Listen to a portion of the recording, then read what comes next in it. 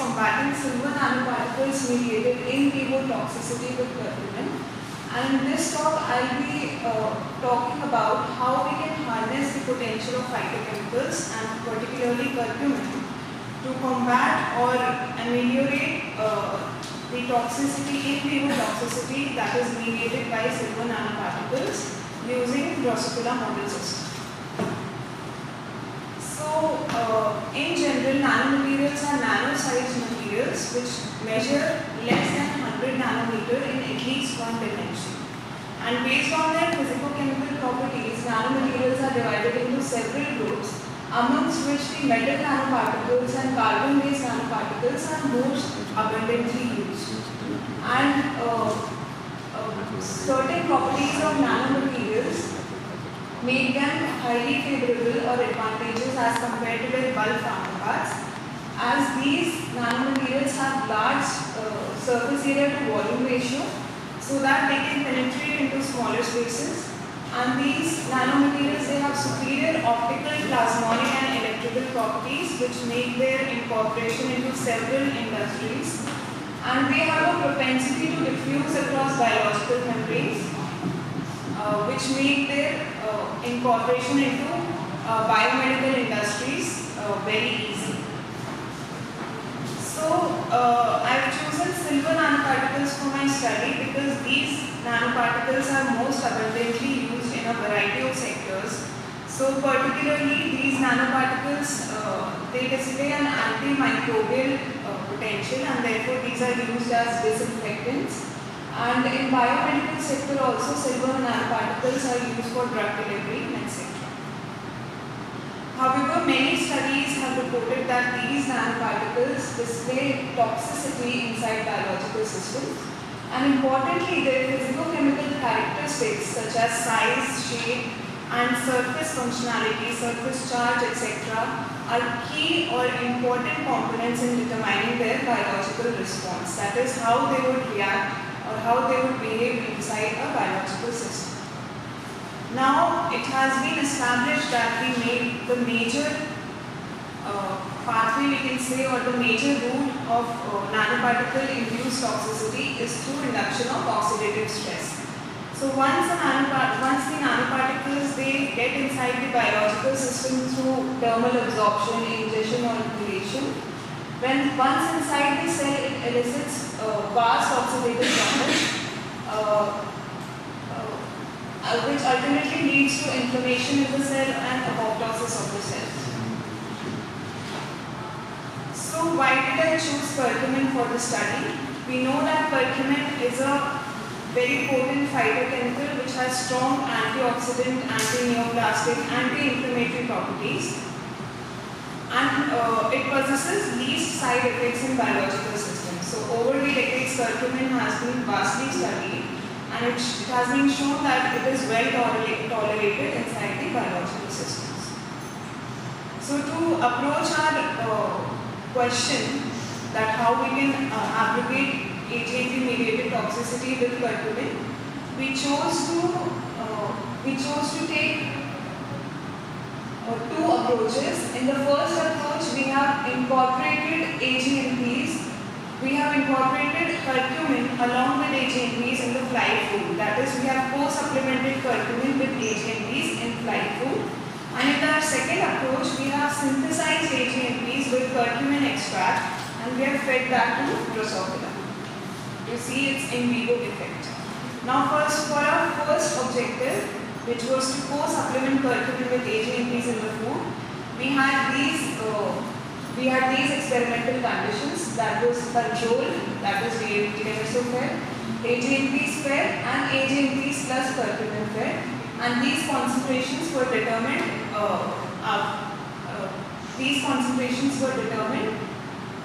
Post-analysis of post-dosage assessments. And for our second objective, we chose to study different nanoparticles, that is nanoparticles which are synthesized through different routes, that are chemically derived nanoparticles and allo-derived nanoparticles, turmeric-derived nanoparticles, and allo plus turmeric-derived nanoparticles. So we wanted to check what would be the effect of the mode of synthesis on the in vivo effects and for that we used Drosophila model system. Now starting with our first objective, which was to check the effects of curcumin co-supplementation with AGNPs in Drosophila. So earlier in our lab it has been shown that AGNPs mediate vast systemic toxicity in Drosophila, including detrimental effects were seen on its behavior, its climbing ability, its feeding and behavior metabolism, as well as at the cellular level as well. So next we checked whether curcumin was able to subjugate this toxicity or manage this toxicity that was seen by AGNP's ingestion.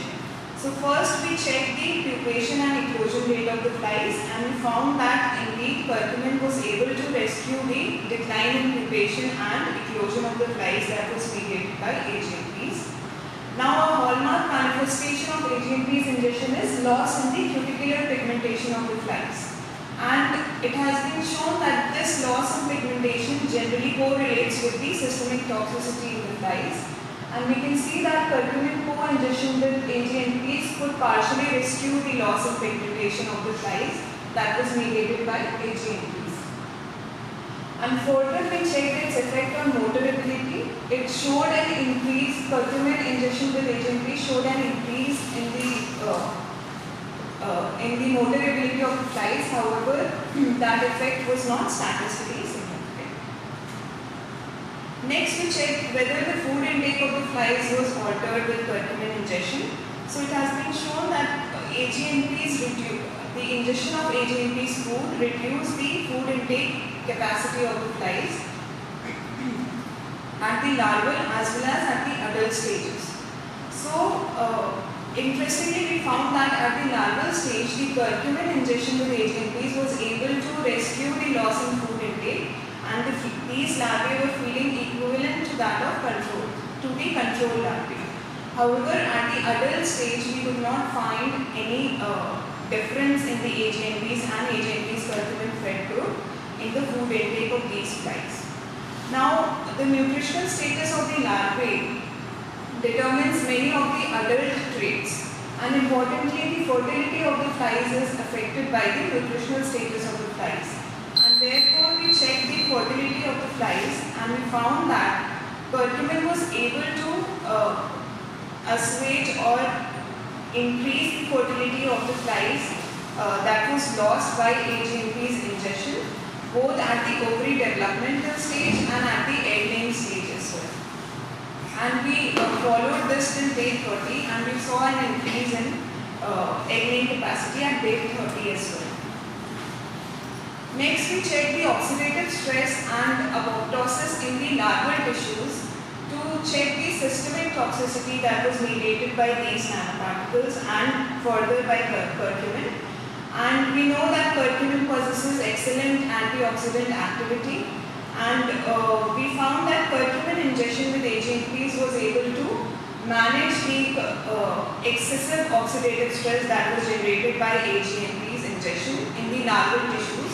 So we checked the systemic tissues of fat body and pingus, because these are the main metabolic tissue and developmental tissue of the flies.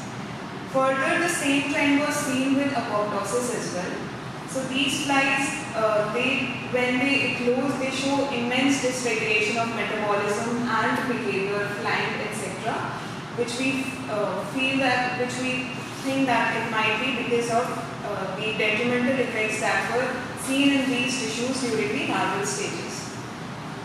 So to summarize this finding, we found that curcumin ingestion along with AGNPs could rescue many of the detrimental effects that were seen at larval stages. So it could reduce the oxidative stress and apoptosis in the several tissues of larvae, and it could increase the food intake and pupation rate of the larvae.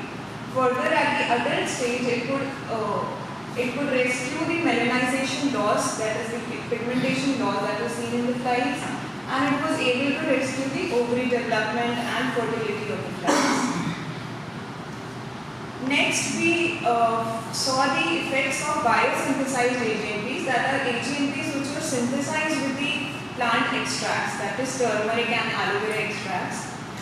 And first we check the pigmentation of these flies, because as I told just now that pigmentation is a good readout of the systemic toxicity of the flies when fed with AGNPs. So the first panel shows the 25 mg per liter concentration of AGNPs feeding. The second one is 50 mg per liter, and the third is just the panel to show the turmeric response. So AGC refers to the chemically synthesized AGNPs, AGBT refers to turmeric derived AGNPs, and AGDA showed toxicity, increased toxicity, and therefore we did not find any flies at 50 mg per liter. However, you can see here AGBA refers to aloe derived AGNPs, and BAT refers to aloe plus turmeric derived AGNPs. So these AGNPs were given to us by our collaborators. They synthesized it and extensively characterized it with XRD, FESM, TEM, etc. And we tested the in vivo effects of these AGNPs. And we found that at 25 mg per liter, turmeric was showing a superior response, and the same was seen at 50 mg per liter. And interestingly, at a very high concentration of 250 mg per liter only, we could see a slight reduction in the pigmentation of these flies. So, which was telling us that turmeric derived AGNPs was best tolerated in these flies. So next we check the pupation and eclosion rate. Yeah. So again we found a similar trend wherein the AGBT or turmeric derived AGNPs fared the best. That is, the flies that were eclosing from these groups were comparative to the control group at a lower dose at 25 mg per liter. Again, the survivorship and climbing ability of the flies were also the best with turmeric derived AGNPs. Then we check the fertility or the egg or ovary development of these flies at day 10 and day 30, and we found that so it has been shown that turmeric has a positive effect on fecundity of the flies, and we found that the AGBT group did not show the toxic effects on ovary development that was seen with other nanoparticles. And only at day 30 at a very high concentration we could see a decline in fertility or ovary development. So to summarize this finding, we found that the turmeric derived AGNPs, so it is not that all green synthesized AGNPs would fare better in vivo, and it actually depends on the properties, the physicochemical properties and in vivo interaction of these nanoparticles. So we found that turmeric derived nanoparticles were particularly suitable for their application in vivo. So this was confirmed by both the when it was co-supplemented in the food and when it was synthesized with for AGNPs. So these results have been published in these articles, and we have also contributed to this book. And finally, I'd like to thank my supervisor, Professor Namita Agrawal, and Professor Prasanna Shah for introducing me to this new field of nanotoxicity. And I'd like to thank all the lab members present and past and my friends from the department for their companionship. Thank you.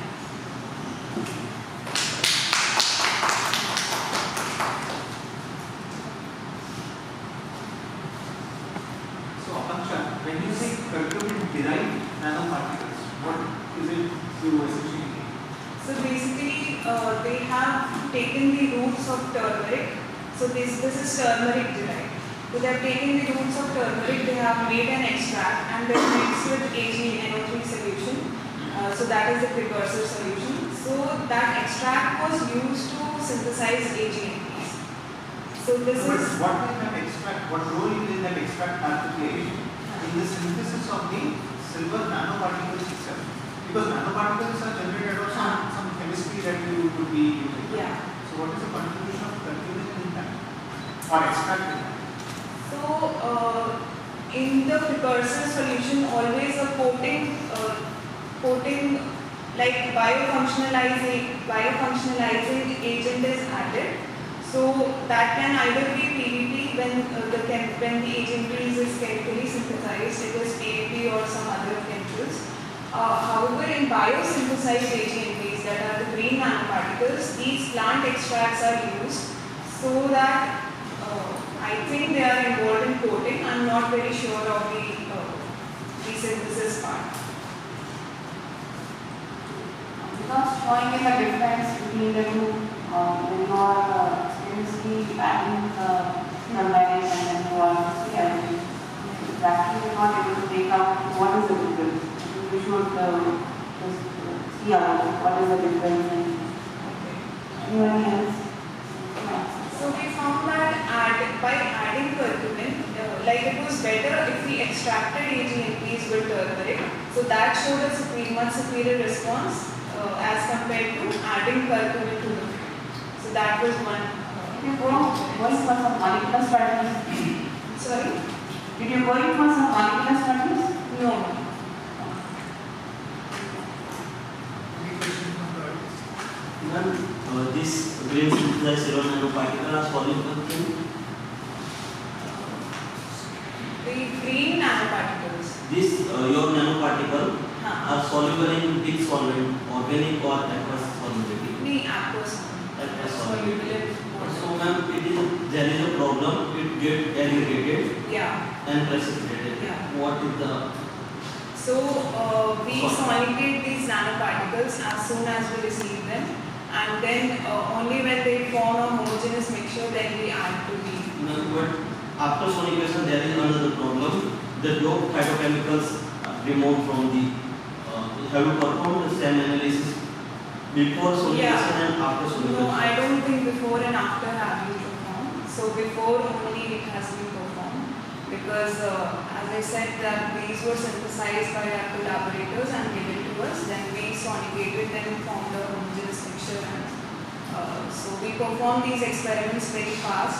And for every experiment, we try to get a fresh batch of these nanoparticles.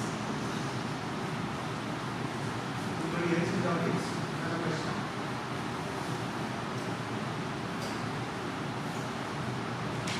Okay, if not, let us thank Anshul once again and thank you all the speakers who have come here.